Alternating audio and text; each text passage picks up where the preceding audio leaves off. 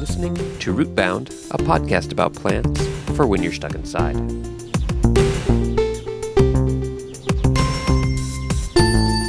Are you tired of plants that just sit there? That don't try to eat any bugs at all? Then you need Venus flytraps. The sponsor of this episode of Rootbound, Venus flytraps. They can really eat.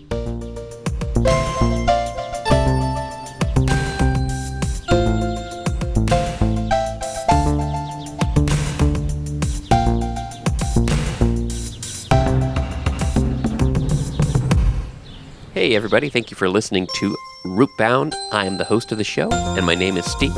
And Rootbound is the podcast about plants for when you're stuck inside, and each week I invite a guest who joins me on the show to share with us all about a plant that means something to them, and then I share with a guest about a plant that means something to me, and through this process we can all learn more about plants and learn more about each other.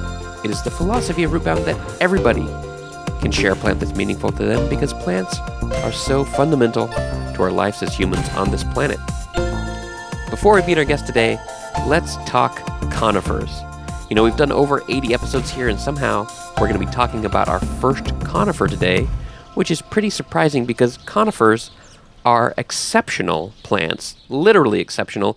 According to Wikipedia, the world's tallest, thickest, largest, and oldest living trees are all conifers. They're not the same tree. There are a few different ones, but that's pretty fantastic. Now, conifers get their names because of the cones they make. You know pine cones.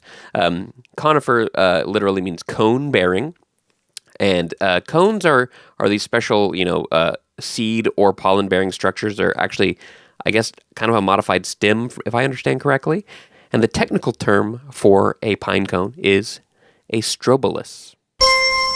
Presenting the Cones of Dunshire, a brand new gaming experience. Now, the object is to accumulate cones. 4 cones wins, but in order to get a cone, you have to build a civilization. Hi, Erica. Thank you for joining me on this episode of Rootbound. Hi, Steve. Thanks so much for having me. You're very welcome. Do you have a plant to share with us today? Yes, I'm really excited to talk about pinyon pines. Very cool. I know that's a word, but I don't think I can picture or how it's different from other pines. But I do think you are the first conifer on the show. If I'm wrong, audience, maybe not. So that's very exciting as well. Awesome. All right. Well, the pinyons are great. Wonderful. Well, let's start with why pinyon pines are meaningful to you. Why did you choose that plant today? Sure. So, pinyon pines produce pine nuts. The kind of pine nuts that you buy at the grocery store. Oh. So, yeah, and so the first, we import most of our pine nuts and we get them already shelled.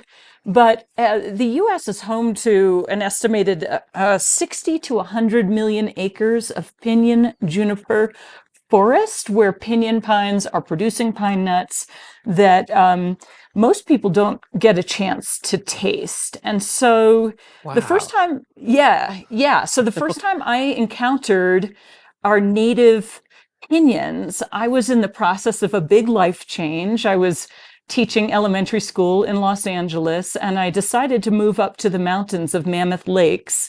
And I was still working in LA, so I was going back and forth on 395 in the Eastern Sierra. And every time I would drive that route, I would stop in the town of Bishop and buy a bag of pine nuts still in their shells and eat them like sunflower seeds, spitting the shells out the window as I drove that route. And I absolutely loved them. So, fast forward a couple of years, and I had moved to the mountains of Colorado with the man who was going to be my husband. And we did a road trip back to California, and at a rest stop in Utah, I found the same nuts on the ground under some trees. And I was so excited because I love them. And, I was interested in foraging as a child, but I had kind of rekindled that interest after moving to Colorado. And so to find something so delicious and wild that I really coveted was really exciting for me. It was kind of galvanizing in my journey towards becoming a foraging teacher. Very interesting. You said a couple things there. First of all, I lived in California a lot, and we used to spend a lot of time at Mammoth Lake as well. So Oh, that was really? just a weird um, nostalgia thing, and also like Bishop, like that's a town that I remember driving through or whatever. So anyway, that's funny. But that's super interesting. I guess I didn't realize that's where the like pine nuts came from. Pinions. I mean, the ones that we get, I always think of it being like a European thing or like a Middle Eastern thing. Maybe is it a same genus, or what's the deal with the ones that we put in our pesto versus like the ones that you're talking about?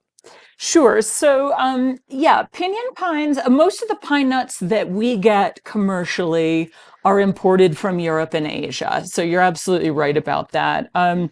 And they can come from a variety of different trees, but they're all in the same genus, Pinus, which has all pines in it, Mm-hmm. some of which produce edible nuts of a decent size for eating, and some of which produce very tiny nuts that are still edible, but yeah, probably Oh, not okay. going to put in the work.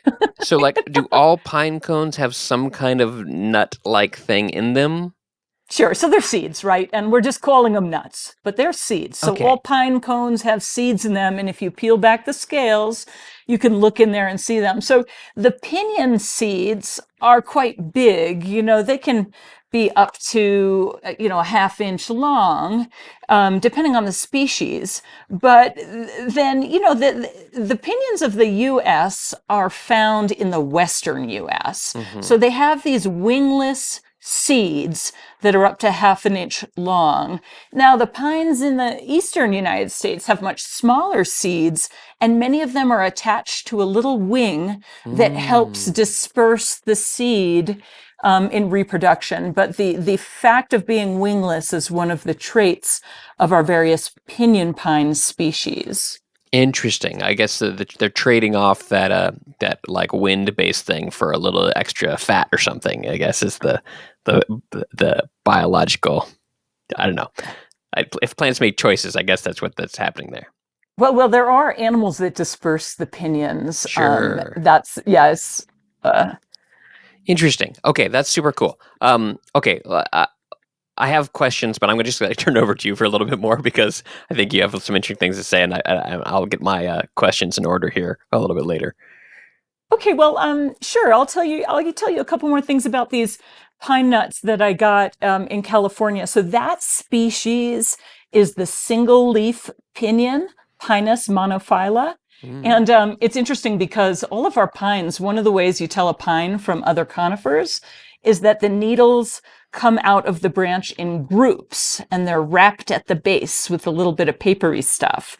But the single leaf pinyon has just a single needle that almost looks like two needles that remained fused together into like evolution didn't get to dividing that leaf into two. Interesting. I'm looking at a picture of it right now.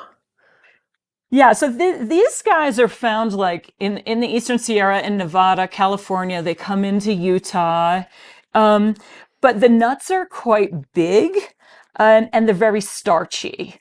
And then in Colorado, we have Pinus edulis, which has needles in bunches of two, and that species is common in like the Four Corners region where Colorado, Utah, Arizona, and New Mexico intersect. And that has smaller nuts, but they're fattier. So some people Mm. prefer those to the ones further west. Interesting. Interesting. So choice of starchy versus fatty, but then size, and that's cool. Yeah, and pinyon pines, there's actually quite a number of species. The center of diversity in North America is in Mexico. So if you Hmm. were to go down, if you're looking for heirloom pine nuts, Mexico is a good place to go. Um, in fact, I have another fond memory, which even predates finding those wild pinions. When I was traveling through Mexico as a young woman, and I went to a candy shop, and they had this caramel candy called cajeta, Oh, I love that which stuff. so do I. And it had pine nuts pressed into the exterior. It was the most Oh, delicious thing ever. cool. What And part of Mexico was that? gosh, I believe I found those candies in Cuernavaca. Interesting. I have to Yeah. ask my wife is Mexican. We're going down there soon for some holidays, Oh, but her dad always brings us up the obleas when he comes up, oh, which are the those are yeah. like the het that's in between like the little like communion wafers essentially. Yeah, But totally. the pine nut one sounds really cool. I'm gonna have to ask him about those. I every now and then come to him with some thing I've heard about wanting to try, and he normally tries to track it down for me. So I'm gonna try that. Do you know what they were called? Yeah, no, Okay, that's all right. no. I'll describe But it. now what area of Mexico is your wife from? So she's from Mexico City, but her Oh, dad is okay. from Monterrey, which the cajeta stuff is a lot of their candies are very cajeta based up there. Yeah, okay. Because I would say probably the Pinyon Pines, don't quote me on this, but probably from about central Mexico north, because Yeah, that they're, makes sense. That makes yeah, sense. Cool. yeah. That's awesome. Okay, I have some questions. Okay. Okay, first let's talk about that name. Why what does pinyon mean? I'm so glad you brought that up, and I might digress for just a second. I But love this, digression. yeah, the Spanish word for pine nuts is piñones. And Of course. then Pinyon is like the anglicized version. Uh-huh. And so, in fact, I want to mention that pinions are a very important cultural food to many indigenous peoples from Hmm. Mexico through the desert Southwest up into the Sierras of Nevada and California. And so we owe a debt of gratitude for everything we know about these trees and their nutritious seeds to indigenous peoples. And so, but I mention that because some people object to the term pine nuts. In fact, there's a Navajo woman, a Dene woman, who is a friend of mine, who says, "See, they don't call them pine nuts; they're pinions." So, Mm. yeah, there's some, yeah, and then there's a woman I know who is a commercial harvester of our wild southwestern pinions, and she says the Nevada ones are called pine nuts and the Colorado, New Mexico ones are called pinions. So that Okay. there's a lot in that name. Yeah, interesting. But Well, it's also kind of funny that it's this like English transition of the Spanish word for pine. So that kind of means like we're kind of calling them pines. oh, well, so in Spanish, pine would be Pinot, I Okay. believe. Oh, And okay. then the type of pine that produces these nuts would be Pinyon with the tilde over the Oh. N. Yeah. Okay, Yep. so we are just In transliterating directly. We're calling them Yeah, pinyon pinions, pines. Okay. Pinyon. Yeah, Yeah, yeah, it's yeah, often yeah. spelled like that. Yeah. Interesting. Nothing to do with the mechanical part that's like in like a steering column or something like that. Right. Oh, interesting idea. I only know that there's a word called pinion related to mechanical. I'm not a mechanical person anyway, but they're not they're just completely unrelated etymologically, I guess. I would assume so. I've actually never heard that word, so in that context. There's a thing called rack and pinion. It's some kind of mechanical term, Oh, uh, but opinion is some. I'm not googling it fast enough, but it's uh, any mechanical engineers listening are probably throwing their phone right now. But anyways, it's not the word pinion and pinyon pine. It does not seem to be related to the pinion mechanical at all. The mechanical thing at all. A yeah. pinion is a circular gear, I guess, Oh, in some mechanical okay. things. So yeah, seems Good to unrelated. know. Yeah, Good to know. yeah. Yeah. Do you have any other fun facts and dazzling details about pinyon pine? I have so many, so you'll Awesome. just have to cut me off when it's time. But Okay, let's so keep I think going. that another story. This is yet another story of pinyon and it being meaningful to me. But just a little backstory. So there's different ways to harvest the pinyon nuts. Um, you can harvest the cones. Like if you go in midsummer to Pinyon Pine country, which is pretty much our high deserts of the West where people mountain bike and they rock climb. And the pinions are found not on the desert floor, but at a slightly higher elevation, but below the forested regions of the upper mountains. And so, if you go in midsummer, you don't get a good pinyon year every year. So if you go in midsummer and see if there are green cones crusting the trees, that's a sign you might get a good pinyon year Mm. that year. And so there's different ways to harvest the pinions. You can collect the green cones kind of late in summer and then either roast them open or dry them. So the scales open up and you see these nuts seated inside the scales. It's usually two side by side. They look like plump little eggs.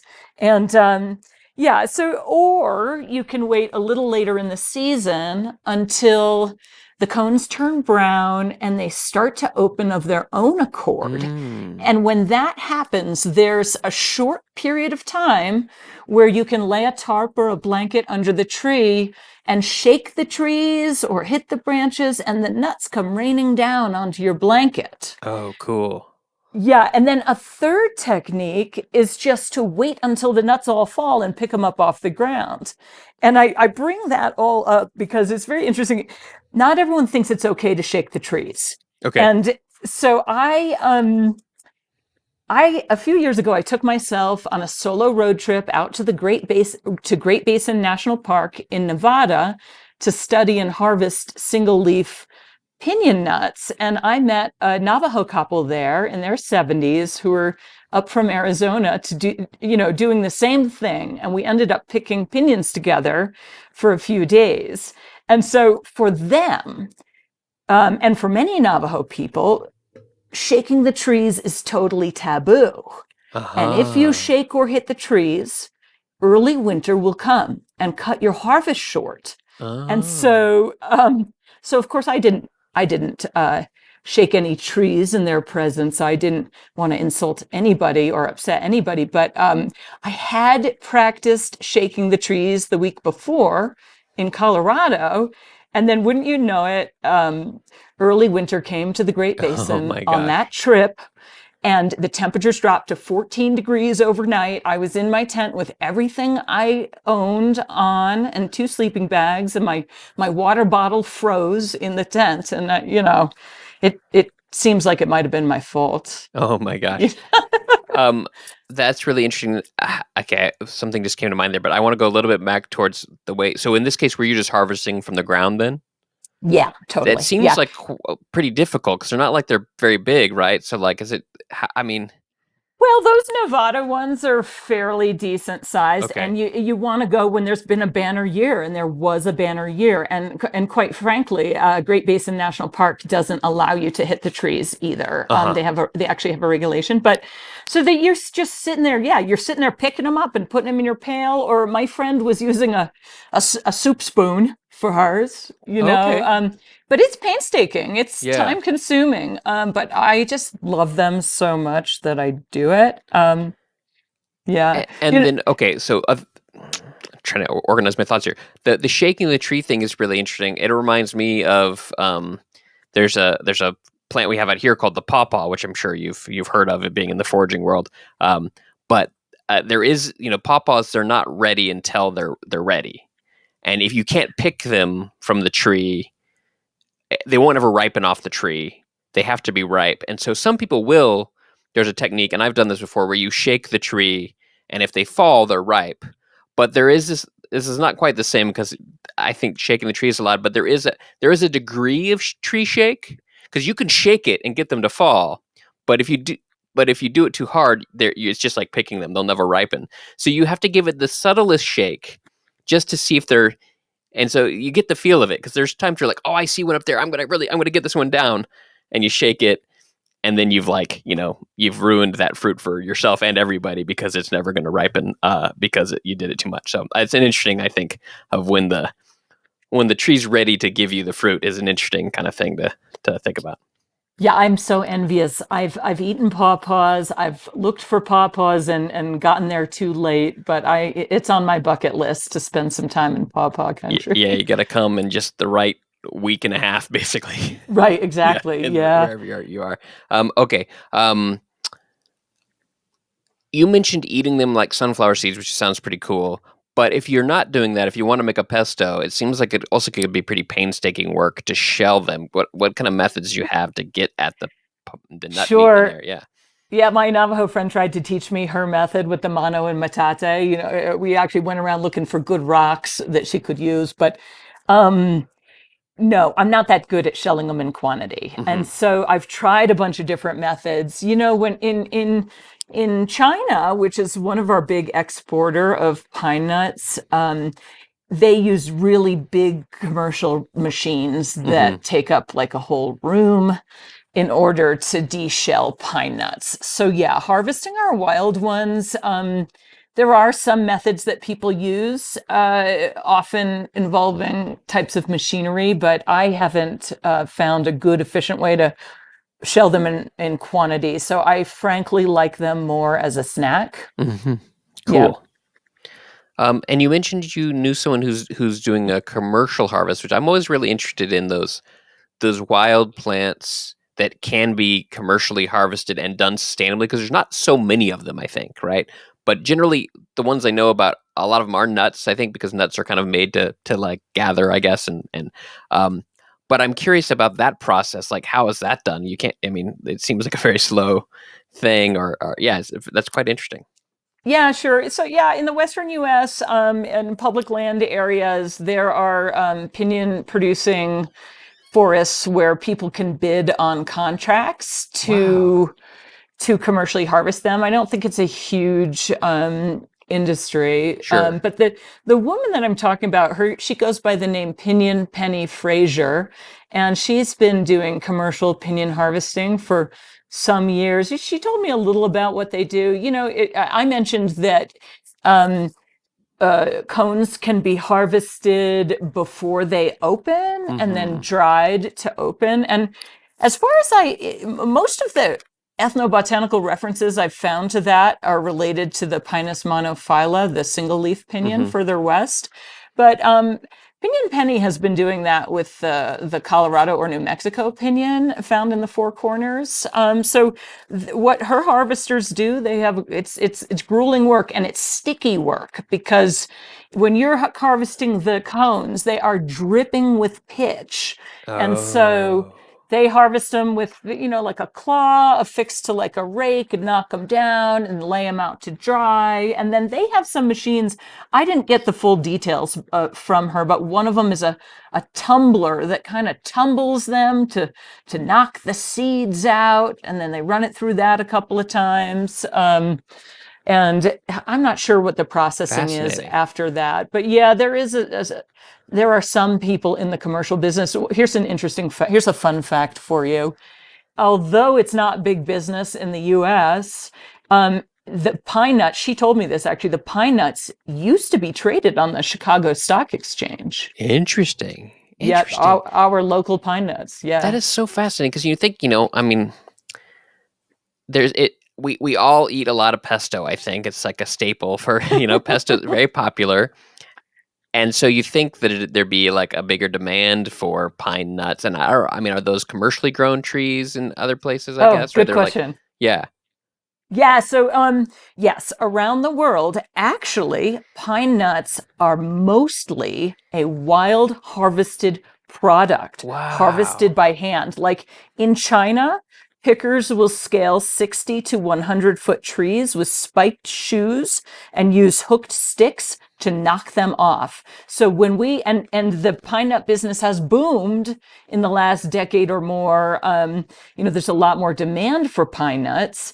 And so if the reason they're so expensive is it's a hand harvested wild product. And Mm. because of that, it's subject to the whims of precipitation, other weather variables. And so one year you're getting most of your pine nut imports from China, and then next year you might be getting it, from a different region. North Korea actually produces a lot of pine Wow. nuts. Wow. Yeah. Wow. That is fascinating. That is interesting. And I guess that I mean, maybe you said they were traded in the stock market. Maybe there was a time where I guess labor prices in the U.S. were at a point where there was a larger commercial industry, but that's maybe the only thing that's. We seems like we have a lot of pine nuts. Like, why are we getting our pine nuts from elsewhere? But it's probably a labor cost thing, I guess, right? I Well, I'm with you, and I Yeah. actually think, and Pinyon Penny's really influenced my thinking on this, but I think there is room for. Actually, I'm going to mention another person, Samuel Thayer, who's the author of a Oh yeah. number of foraging books, and he has coined a term, ecoculture, which is this idea of instead of, I mean, because with agriculture, for the most part, we like strip a field bare, and then we plant what we're planting, we grow it. And so you end up needing inputs like nitrogen and things, because you start to wound the land. And his idea of ecoculture is that there are some wild products, like his example is maple syrup. Where you could manage a maple woods, a woodland of maple trees for syrup production, but the trees are already there. They're already producing the sap that you need for syrup. But then you can also encourage, the animals and the plants that live there.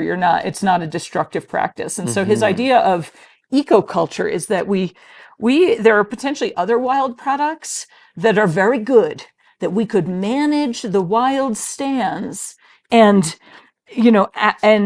and make a living from them, but while also, promoting or conserving or protecting the environment, in which those plants grow. So, the pinyon pines, the pinyon juniper woodland covers, the estimates are wildly variable, but 60 to 100 million acres, I think I said it before, in the western US.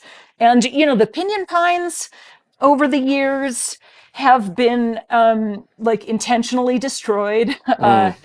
For mining, they were fueling the kilns in early mining days. And then even after that, there was a big practice of what's called chaining, where you drag an anchor chain between two tractors and just yank out these ancient trees in order to make more land for grazing. Oh my gosh. Yeah. And so now, and the proponents of chaining, which still happens, would say that the pinyons are invading the grasslands. And they are native species. That's not so far-fetched, however, because when we stopped allowing wildfires to burn in their periodic rotations, woody plants have been coming into our grasslands, right? Sure, right. So, but even so, I think I have some statistics for you. I wouldn't call these fun facts, but from 1950 to 1964, an estimated 3 million acres were converted to pasture by chaining.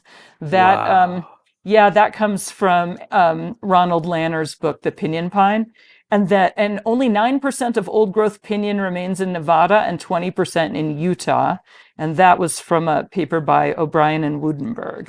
So yeah, chaining still happens. It is still hotly debated. But what if we could manage more of those stands for production of nuts? Maybe we could protect some of those ancient forests and the the biological crusts underneath them and the archaeological sites and so forth. I used to be able to name every nut that there was, and that used to drive my mother crazy, because she used to say, "Harlan Pepper, if you don't stop naming nuts." And the joke was, of course, that we lived in pine nut, and I think that's what put it in my head at that point.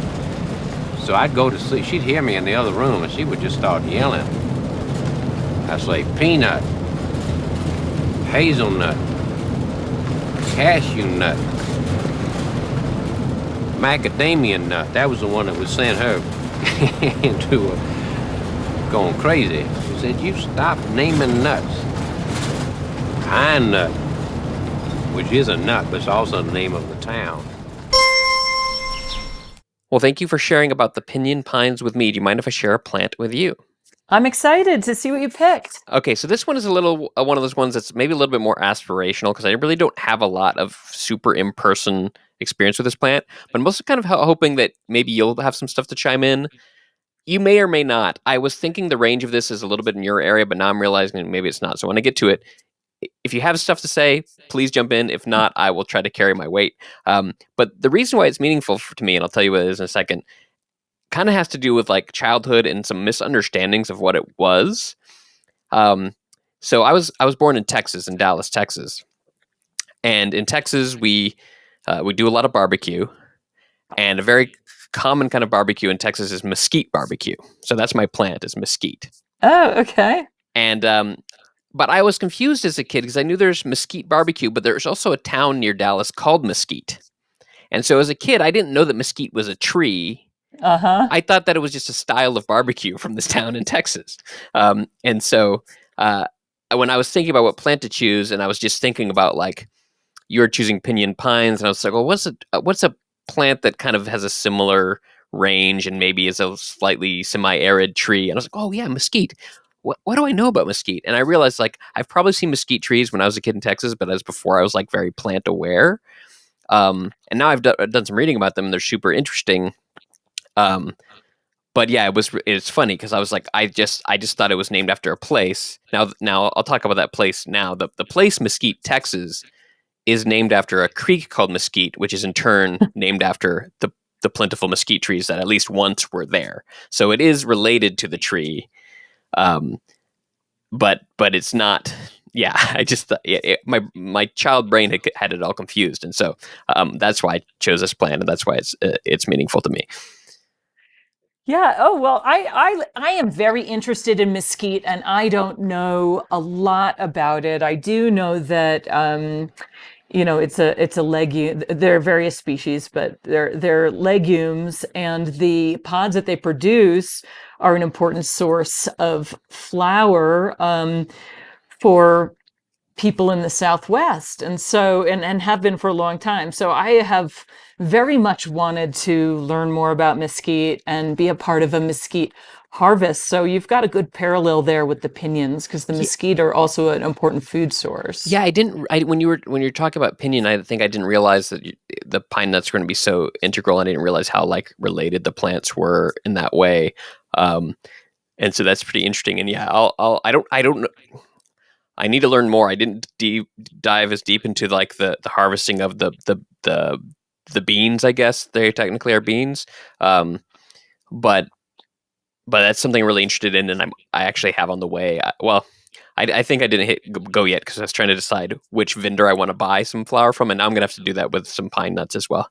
Um, but I want to kind of experiment with it and understand how you can use it, because yeah, I think it's one of those things that is.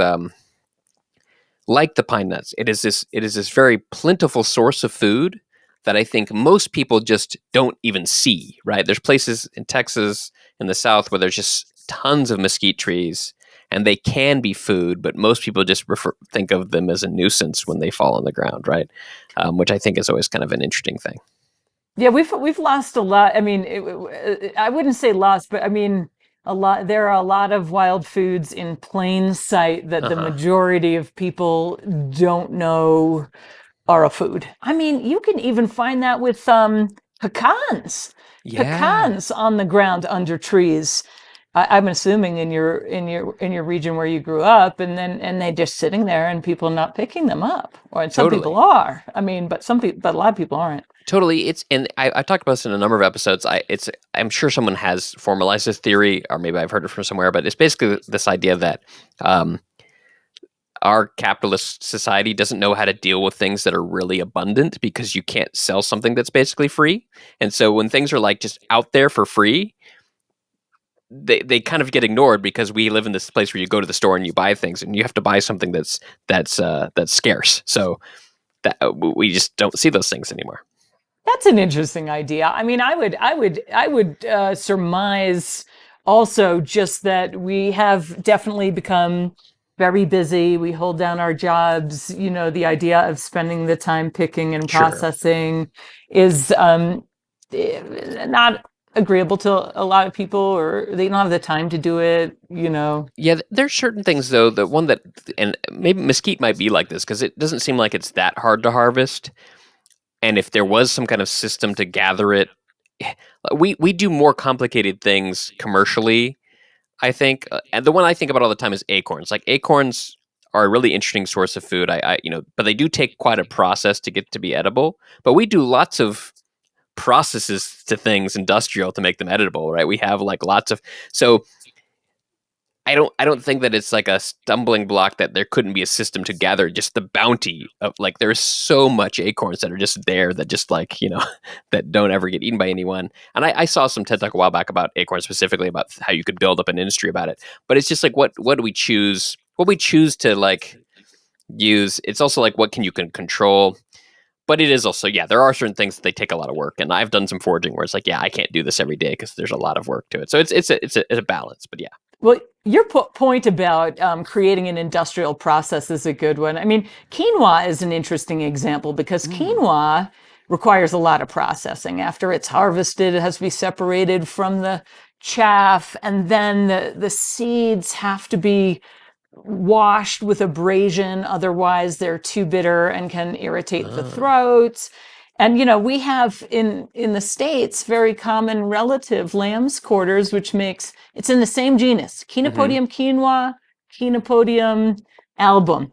And you can use the seeds the same way. You got to process them the same way and wash them the same way. So why is quinoa being produced, for market, and the lamb's quarter isn't, just a matter of defining that process, having enough interest in it to do it here in the States? Yeah, and that, I guess, that going back to that eco culture idea of like, probably we have to think about smaller and more local versions of these things if we want to do that, instead of these large agricultural things that have to like get really big and But I think some of these foraging communities like you're involved with, there's people who are starting to think like that, at least on a smaller scale. So I that's a positive thing, I think.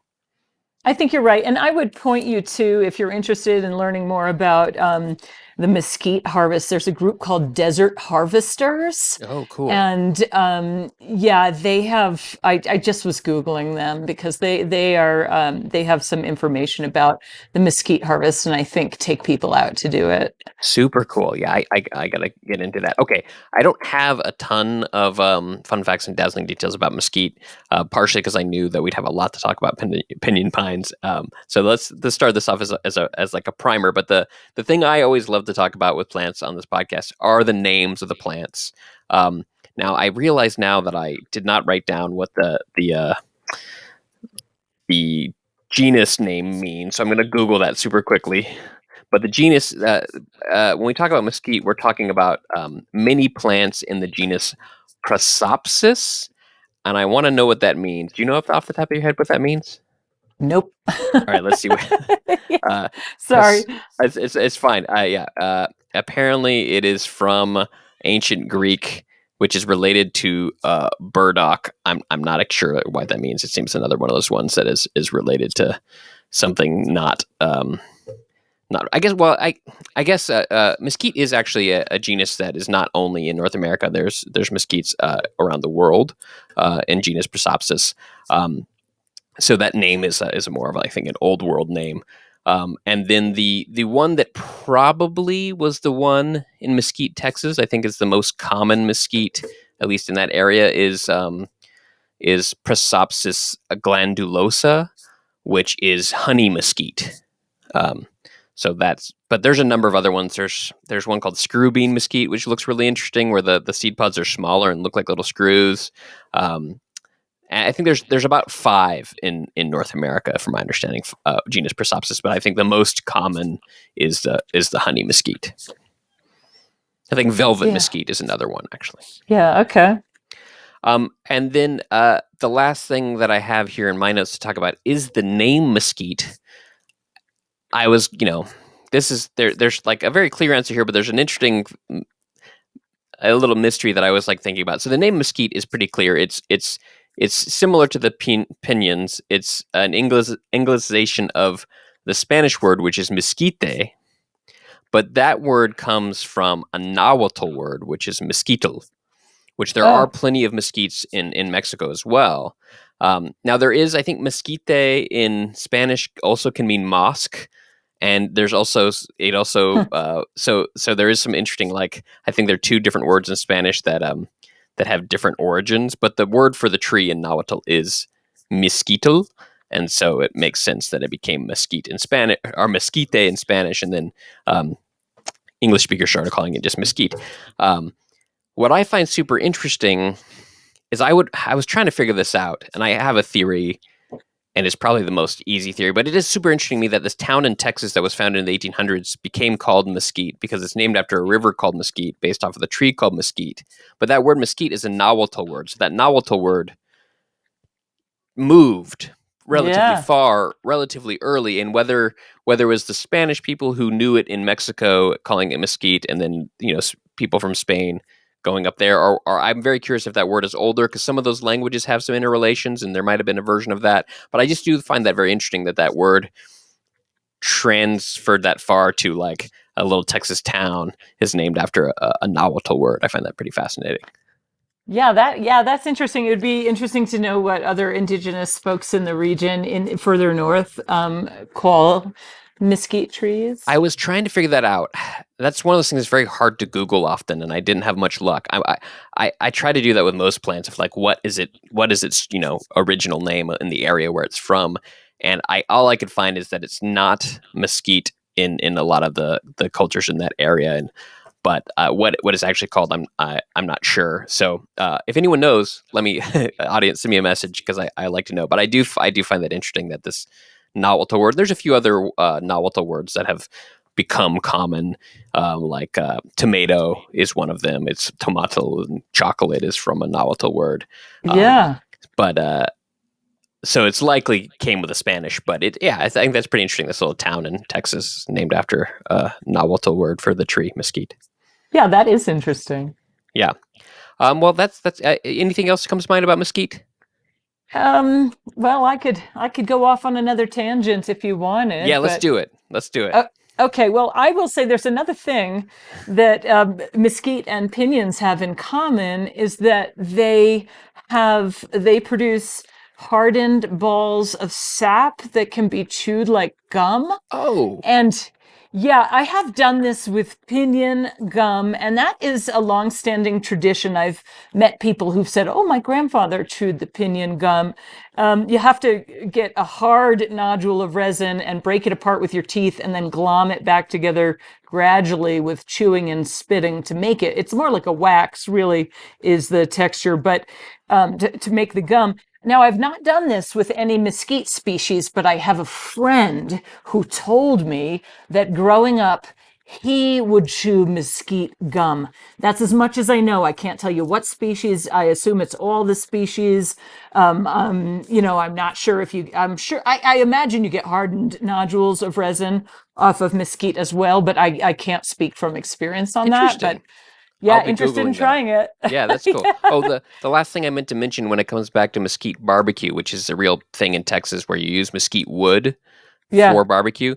The reason why mesquite wood is used is apparently mesquite is a very, very smoky wood when it's burned, and it gives this super specific smoky flavor of this very particular kind of Texas barbecue, which, linking back to pinyon pine, we didn't really talk about. I think pinyon pine is a very common firewood as well, right? You see that sold, particularly out west, where people, it's a kind of a desired wood for fires, right?